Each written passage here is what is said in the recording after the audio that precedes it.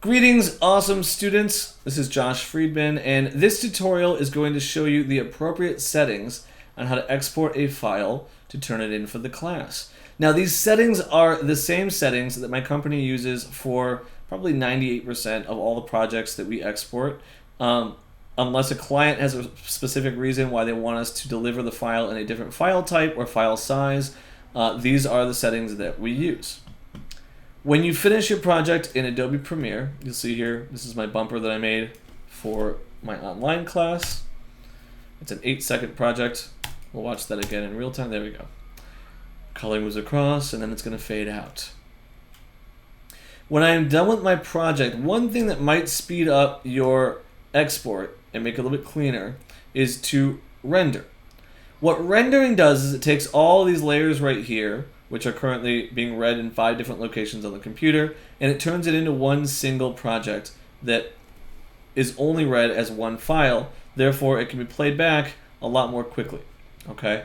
Before I render, before I export, I always like to save. So just go ahead and give it a little Command S, and it will save.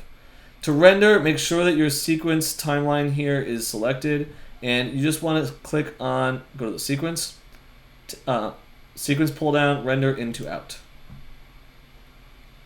If you have a really long project with a lot of assets or a lot of effects, this might take a while.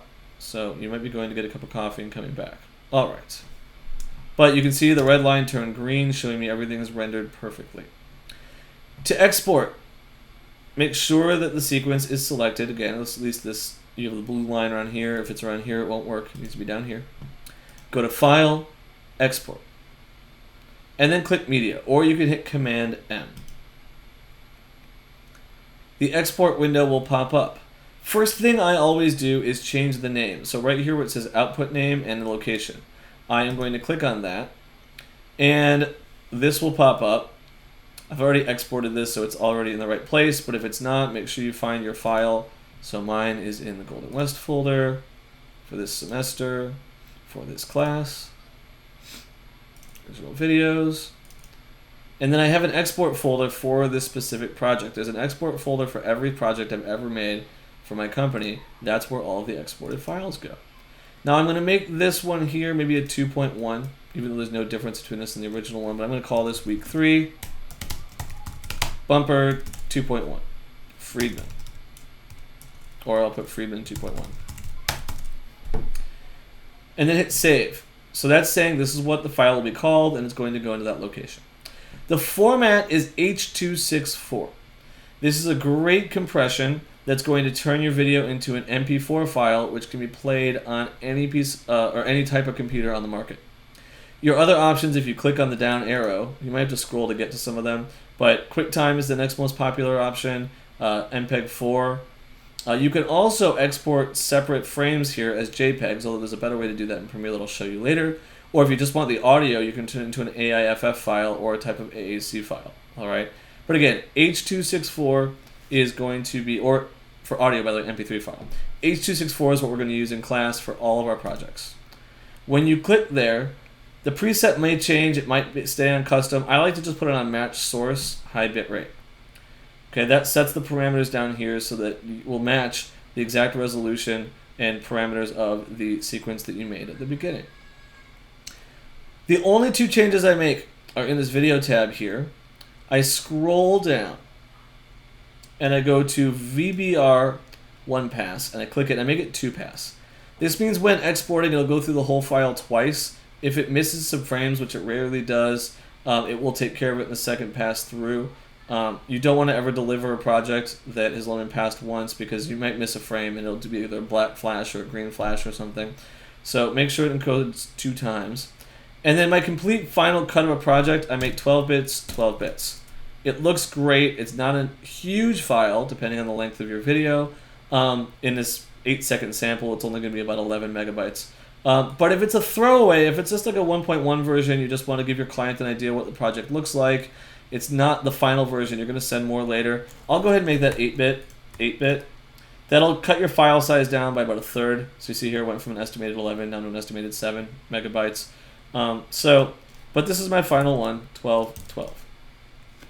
Once I have it set to H.264, Okay, and this will change to custom, by the way, because you just changed your settings. Change the name. Make sure video and audio are being exported. You can do one or the other if you want as well. If you just wanted audio, you click here. If you just want video, you click here, and all these parameters will change. And then I have an option. I can either hit export, and it'll just export the file right away, or queue. If I hit export, I cannot use Adobe Premiere until it's done exporting. Now, for an 8-second file like this, it's not a huge deal. But if I'm dealing with, let's say, an hour-long interview that I filmed and edited, then it might take a half hour to 45 minutes to export, and depending on your RAM. And I'm just going to be sitting here playing on Facebook, checking email, Instagram, going to Blackboard, Drive folder, and I can't use Premiere. So instead, I'm going to hit Q. And what Q does is opens up Adobe Media Encoder. You notice that a new piece of software is opening here. If it's the first time you used it, it's probably opening up right now in the background behind Premiere. So if you bring this down, you'll see it in the background. And if you've already named your file and told it where to go, then you don't need to do anything but push play. If you want to make sure it's going to the right location, output file, you can click the blue here, and you can tell it where to go again. But I already set that in Premiere.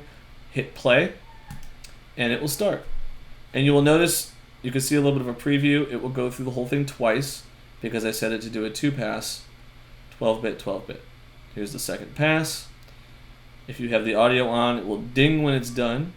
If it makes a mistake, it will baa like a sheep, which is fun the first time you hear it, but then you realize your file didn't export and you don't know why.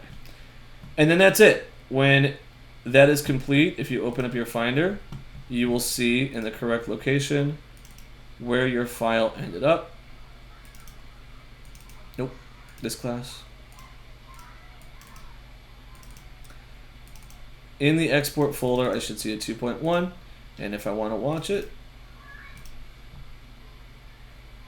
this is the file right here that just made.